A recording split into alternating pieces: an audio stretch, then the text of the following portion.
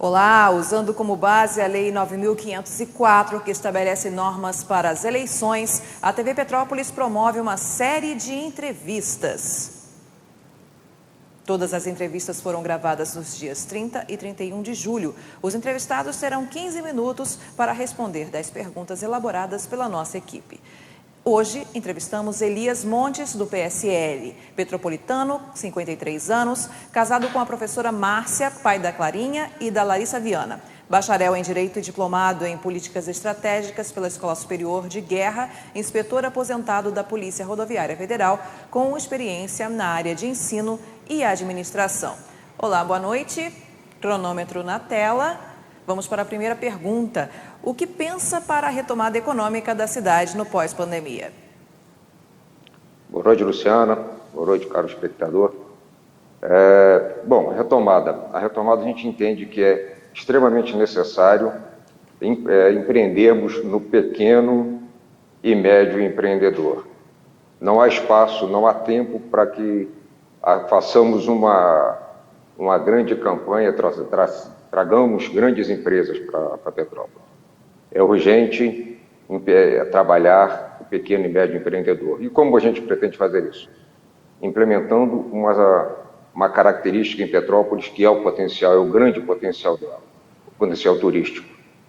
Trabalhar o turismo, engajando a população, principalmente, reafirmo, o pequeno e médio empreendedor, principalmente, para que a gente possa trazer essa sinergia entre o turismo e o pequeno empreendedor. Para que isso aconteça, nós vamos trabalhar algumas áreas que são fundamentais para apoiar esse empreendedor, tais quais trabalhar uma política de desburocratização, de facilitação. O Estado não pode ser um dificultor, ele tem que facilitar o caminho, ele tem que trazer um ambiente favorável para que a economia aconteça. E com isso acontecendo, você abre a possibilidade, inclusive, de linhas de crédito para apoiar esse pequeno empreendedor. A outra coisa é a integração de todas as áreas do turismo, onde esses profissionais que estão chegando no mercado vão ter um aparato para poder trabalhar. Mais uma ação importantíssima, nós construímos dentro da administração algo que já aconteceu no passado, que seria como a Casa do Empreendedor, um pequeno Sebrae. A gente já deu alguns apelidos, mas não tem um nome ainda específico.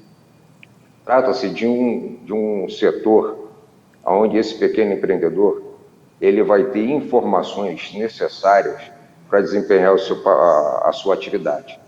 E ali ele vai ter não só o apoio, como ele vai ter a divulgação junto desse mote do turismo da sua atividade. Então, é um conjunto de ações onde a gente vai procurar dar celeridade e apoio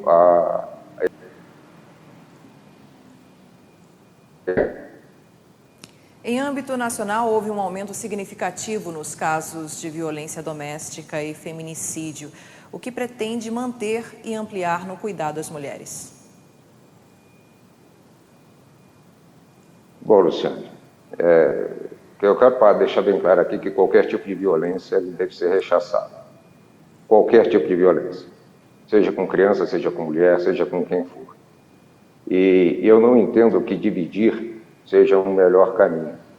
Quando você começa a seccionar muito, você acaba fazendo diferenças que não existem, que não devem existir. A diferença, ela desagrega mais do que une. Nenhum cidadão deve sofrer violência. Nenhum cidadão deve ter os seus direitos desrespeitados. Isso é para todos, né? E quando se trata de violência, como você já bem disse, as leis existem. O que nós temos que fazer é cumpri-las. Totalmente favorável a punições severas quando se trata de violência. Quando eu digo punições severas, não é exacerbar o que já existe na lei. É cumprir o que tem na lei, cumprir de fato.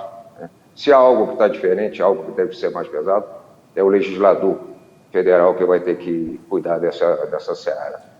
Mas, em nossa opinião, as políticas já existentes são bastante eficazes. O que falta acontecer é você ajudar para que ela aconteça com mais fluidez. O que nós já temos funcionando é bastante interessante. Eu não acredito que a gente tenha que agregar mais nada para o caso específico, violência contra a mulher. A pauta LGBTQIA+, cresce a cada dia. Petrópolis tem um histórico de agressões e assassinatos contra essa comunidade. Como você vai mudar esse panorama? Estamos no mesmo assunto, né? Continuo pensando da mesma forma. Não há que se falar em ninguém que deva sofrer agressão. E a pauta LGBT, ou negro, ou branco, não importa, né? Ninguém tem que sofrer violência. É um absurdo quando eu pego e pondero a violência de um setor e esqueço do outro. Não há diferença, somos pessoas iguais. Quantos amigos que eu tenho que são LGBT são meus amigos, qual a diferença que eles têm de mim? Nenhuma. Se existe algum tipo de violência em relação a isso, eu entendo que seja um problema cultural. E quanto mais nós dividirmos, quanto mais nós criarmos a possibilidade de categorias, de separação, pior é. Não existia isso no passado. E hoje nós temos, por exemplo, o Estatuto do Idoso. Estou dizendo que não tem que ter, mas veja bem, o Estatuto do Idoso hoje, ele defende o direito do idoso. Quando eu era moleque, quando eu era criança, não existia.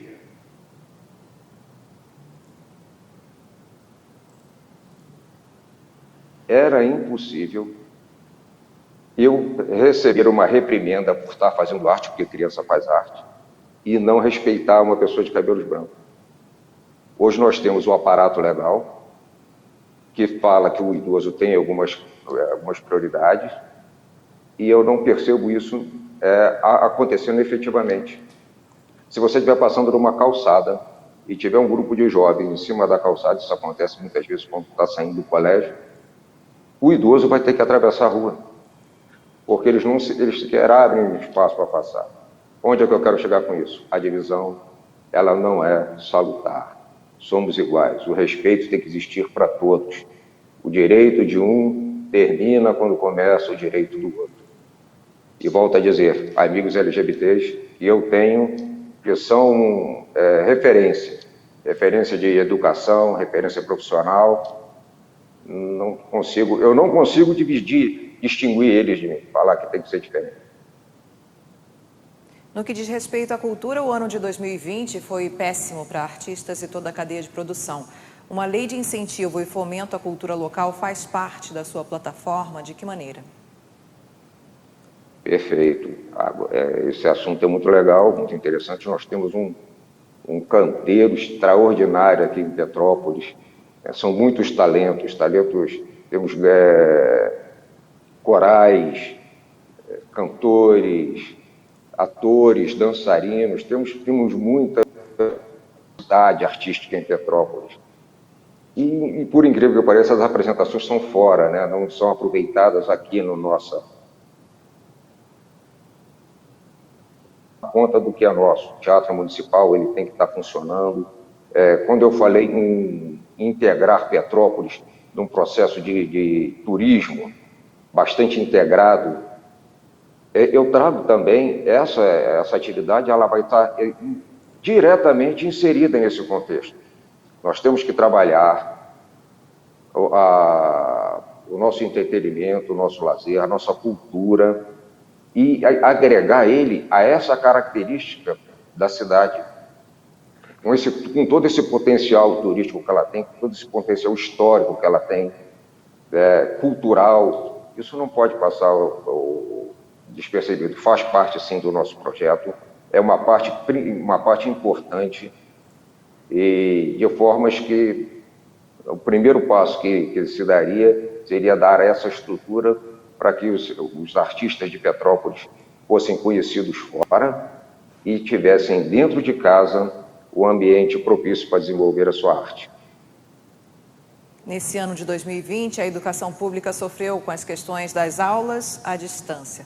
Quais os seus planos de recuperação educacional para a educação infantil, ensino fundamental e médio? Não vai ser uma tarefa fácil. Não vai ser uma tarefa fácil, haja vista a dificuldade de você trazer um estudo de qualidade com um tempo escasso. Agora, em se tratando da educação, eu entendo que hoje nós teríamos que retomar algumas estratégias administrativas importantes. O aluno é o alvo, o aluno é aquele que merece toda a atenção, toda a estrutura para atingir o aluno, e assim deve ser. Contudo, o professor, ele é a ferramenta fundamental